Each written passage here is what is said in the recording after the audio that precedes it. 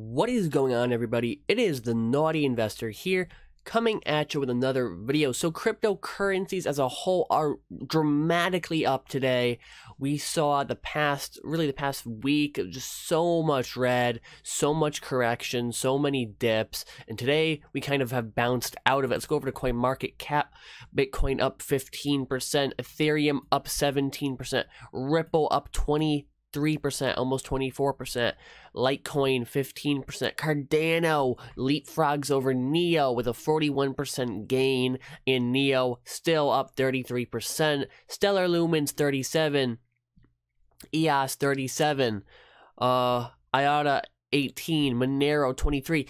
We as a whole, Tron up almost 37%. We as a whole are seeing some serious green today. Now, is this an actual recovery, or is this a dead cat bounce, or is it something in between? So let's get into it. Why is this happening? Well, in my last video, I talked a little bit about why crypto was dropping and how there were two factors, external and internal. Internal meaning price corrections, people selling off, buying their Lambos, price run up, not enough consolidation on the charting data, just not enough consolidation in just a general corrective phase, a bear market.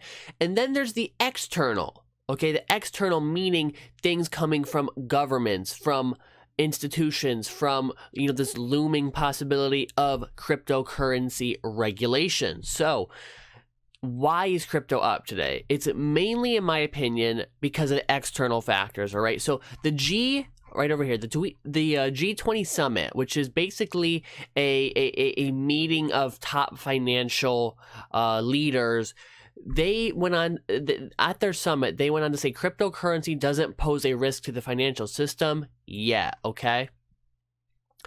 And this article is on Forbes, so if you want to read it, I will link it below. Cryptocurrency doesn't pose a risk to the global financial system, finance minister of the world's largest economies were told over the weekend. But cryptocurrencies could threaten international financial stability with greater use and interconnections with the rest of the financial sector. The ministers and central bank governors were warned in a prelude to the two-day G20 summit starting today. Crypto assets raise a host of issues around consumer and investor protection. Financial Stability Board Chairman Mark Carney told the government finance chiefs as they headed for their meeting in Argentina. Cryptocurrency dangers also come from their use to shield illicit activity and for money laundering and terrorist financing. That's, false. Most terrorist financing and most money laundering actually takes place with cash, but whatever. I'm just reading the article.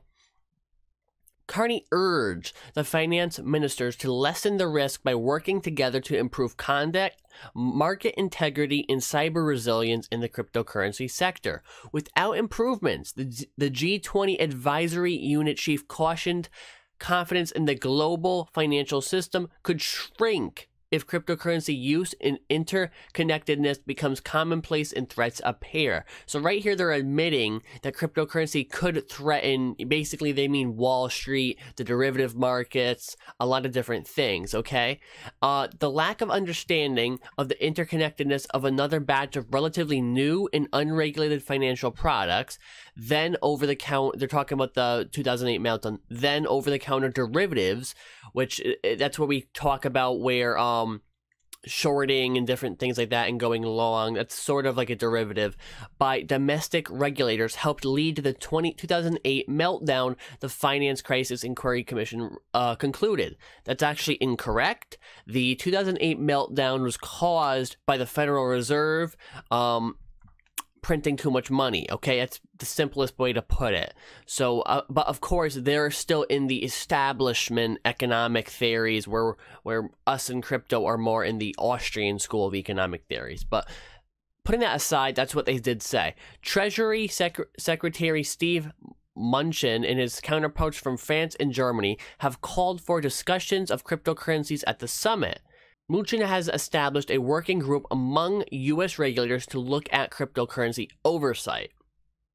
Okay, so this is pretty good news. Okay, it's not great news. Great news would be them coming out and saying we're not going to touch crypto at all and we're going to leave it alone. That would be great news. But okay news, good news is what actually came out and happened.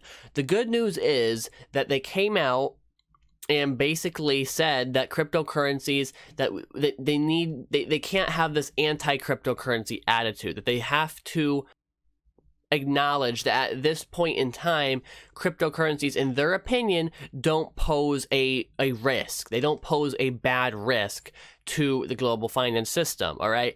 And this got a lot of people, you know, really happy. I think what this did is it eased the external pressure. So we had this external and internal pressure coming together, smashing people, and prices were dropping, okay?